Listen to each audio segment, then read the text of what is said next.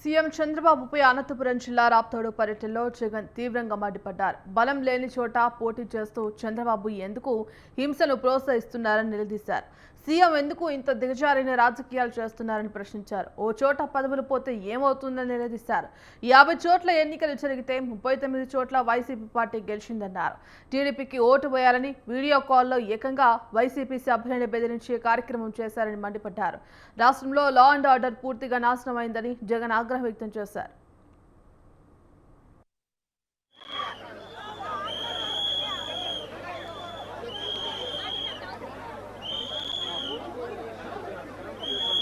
నేను అడుగుతా ఉన్నా, ఈ 50 చోట్ల ఎన్నికలు జరిగితే ఏకంగా 39 చోట్ల వైఎస్ఆర్సీపీ గెలిచింది.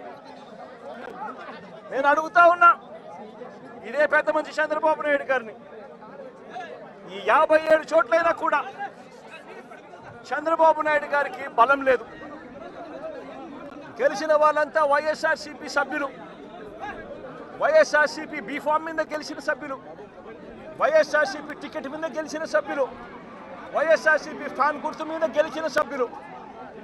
మరి ఇలాంటి చోట చంద్రబాబు నాయుడు గారికి బలం లేదని తెలిసి ఎందుకు చంద్రబాబు నాయుడు గారు హింసను ప్రోత్సహిస్తూ, ప్రలోభాలను ప్రోత్సహిస్తూ, భయపెట్టిస్తూ, పోలీసులను తన దగ్గర పనిచేసే వాచ్మెన్ల కన్నా హీనంగా కూడా వాడుకుంటూ ఎందుకు చంద్రబాబు నాయుడు గారు ఇంత దిగజారిన రాజకీయాలు ఎందుకు చేస్తూ ఉన్నారు? చంద్రబాబు నాయుడు గారిని అడుగుతా ఉన్నా.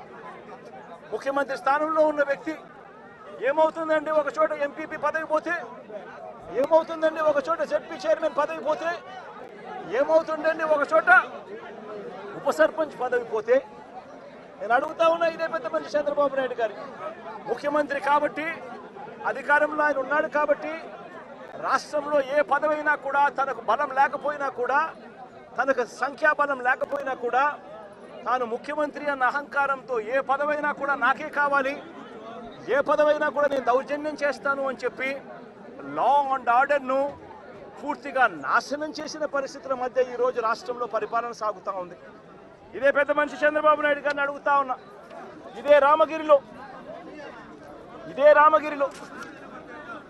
ఇదే మండలంలో ఎంపీపీ ఎన్నికకు సంబంధించి ఎంపీపీ ఎన్నికకు సంబంధించి నోటిఫికేషన్ ఇచ్చారు. 10 మంది ఎంపీటీసీ సభ్యులకు గాను ఇక్కడ వైఎస్ఆర్సీపీ 9 సభ్యులు 9 మందిని గెలిచింది.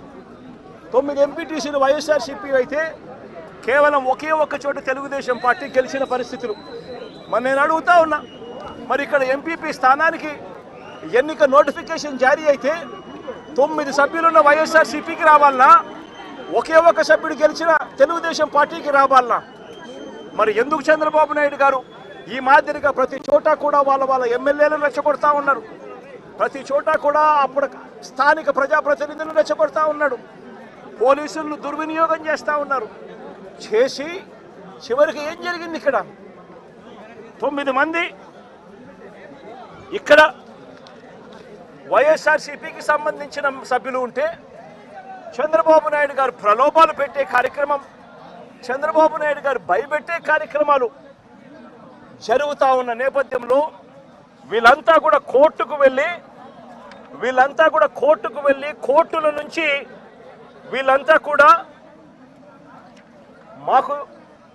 మాకు ప్రాణహాని ఉంది, ఎంపీపీ ఎలక్షన్లలో మేము పార్టిసిపేట్ చేయాలి అని అంటే మాకు ఇబ్బందికర పరిస్థితులు ఉన్నాయి అని చెప్తే కోర్టు అక్షింతలు వేసి పోలీస్ ప్రొటెక్షన్తో ఈ ఎన్నిక జరిపించండి అని చెప్పి కోర్టు ఆదేశాలు ఇస్తే, కోర్టు ఆదేశాలతో 8 మంది కోర్టు ఆదేశాలతో ఎంపీటీసీలను తీసుకొని వస్తూ ఉంటే మధ్యలో పోలీసులు ప్రొటెక్షన్ తీసుకొని పోలీస్ ప్రొటెక్షన్తో వీళ్ళంతా కూడా ఇక్కడికి వచ్చి ఓటు వేయాల్సిన పరిస్థితుల్లో పోలీసులు ఏం చేశారు? తీసుకొని వచ్చి వీళ్ళందరినీ కూడా మధ్యలో రామగిరి ఎస్ఐ సుధాకర్, ఈ రామగిరి ఎస్ఐ మధ్యలో ఈ సుధాకర్ అనేవాడు వీళ్ళ కాన్వాయ్లోకి ఎక్కి ఈ ప్రయాణం చేస్తా ఉన్న ఎంపీటీసీ సభ్యులందరితో కూడా వీళ్ళందరితో కూడా వీడియో కాల్ ఆయన ఫోన్ నుంచి సాక్షాత్తు ఇక్కడ ఎమ్మెల్యే కొడుకు వీళ్ళతో వీడియో కాల్ చేయిస్తాడు, మాట్లాడిస్తాడు.